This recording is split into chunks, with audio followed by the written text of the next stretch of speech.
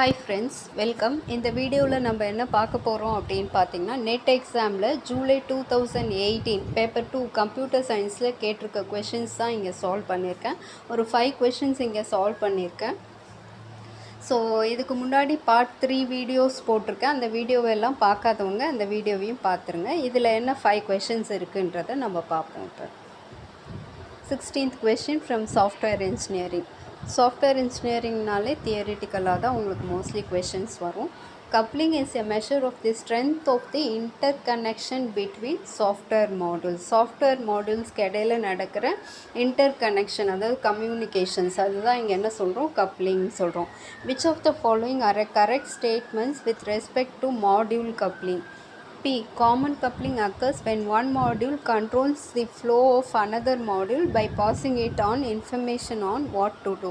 In data coupling, the complete data structure is passed from one module to another module.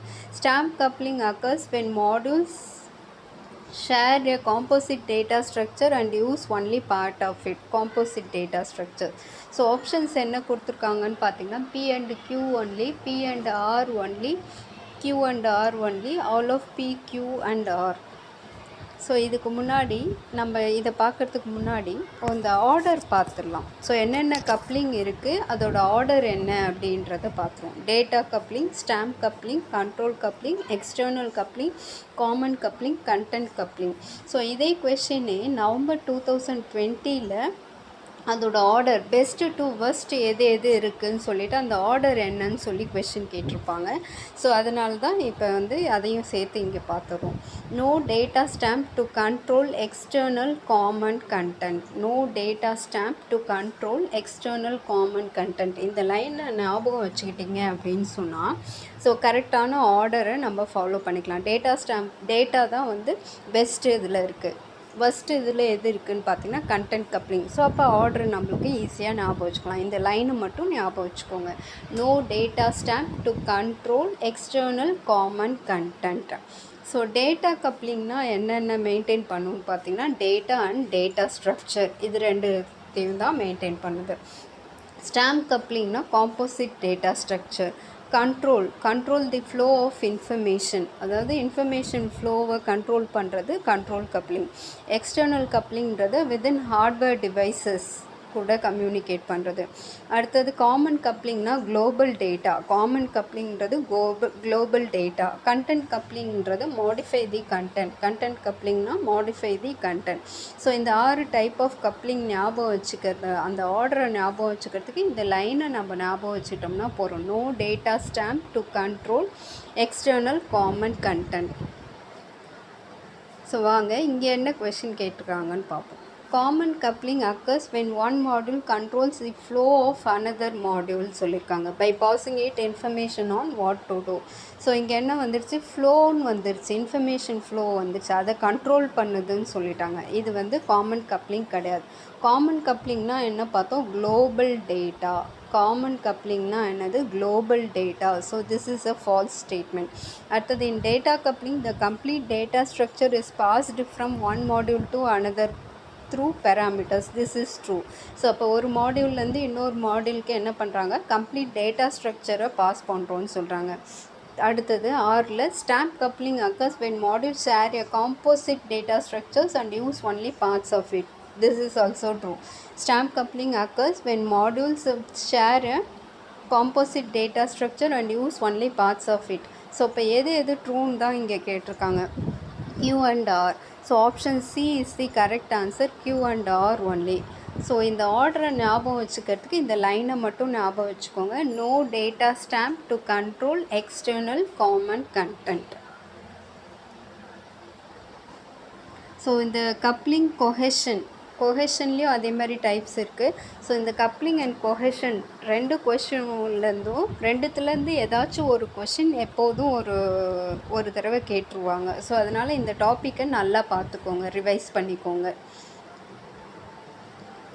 A software design pattern often used to restrict access to an object is adapter, decorator, delegation, proxy. Answer is proxy. The software design pattern often used to restrict access to an object is proxy. Proxy தான் என்ன பண்ணும் அப்படின்னு பார்த்தீங்கன்னா objects எல்லாத்தையும் control பண்ணுறதும் அதை manage பண்ணுறதும் எது அப்படின்னு பார்த்தீங்கன்னா ப்ராக்ஸி தான். So it is use to restrict access to an object. ஒரு ஆப்ஜெக்ட் அக்சஸ் பண்ணலாமா என்ன அப்படின்னு சொல்லி ரெஸ்ட்ரிக்ட் பண்ணுறது என்னது ப்ராக்ஸியோட வேலை.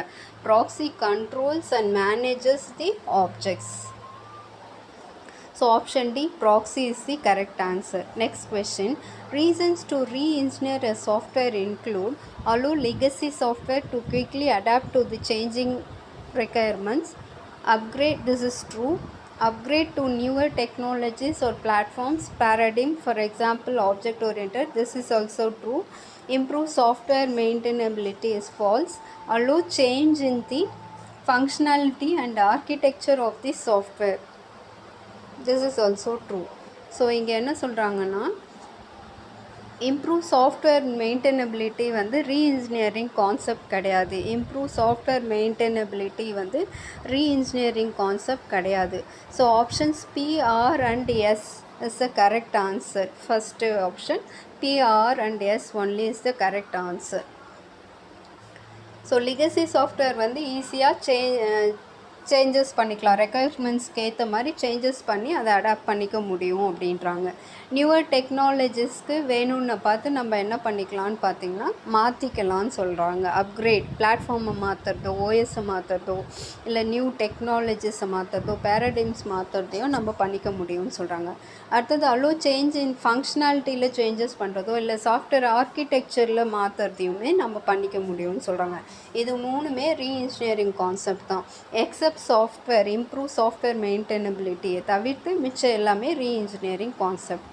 Next question. Which of the following is not a key strategy followed by the clean room approach to software development? So எது வந்து கீ ஸ்ட்ராட்டஜி இல்லை, க்ளீன் ரூம் அப்ரோச்சில் எது இல்லைன்னு கேட்குறாங்க. Formal specification, dynamic verification, incremental development, statistical testing of the system, 4 options கொடுத்துருக்காங்க. So இதில் first எது எது இருக்குன்றதை பார்த்துருவோம். ஃபார்மல் ஸ்பெசிஃபிகேஷன், அடுத்தது பார்த்திங்கன்னா இன்க்ரிமெண்டல் டெவலப்மெண்ட், அடுத்தது statistical testing of the system. இது மூணுமே கீ ஸ்ட்ராட்டஜி தான் க்ளீன் ரூம் அப்ரோச்சில். எது கிடையாது அப்படின்னு பார்த்திங்கன்னா dynamic verification. So correct answer is எது கிடையாதுன்னு தான் இங்கே கேட்டிருக்காங்க. Correct answer is dynamic verification. Option 2 is the correct answer. Next, which of the following statements is are true? Refactoring is the process of changing a software system in such a way that it does not alter the external behavior of the code, yet improves the internal architecture. An example of refactoring is adding new features to satisfy a customer requirement discovered after a project is shipped. So எது ட்ரூன்னு கேட்குறாங்க. First one P is the true, second one Q is the false. Refactoring is the process of changing a software system in such a way that it does not alter the external behavior of the code, it improves the internal architecture.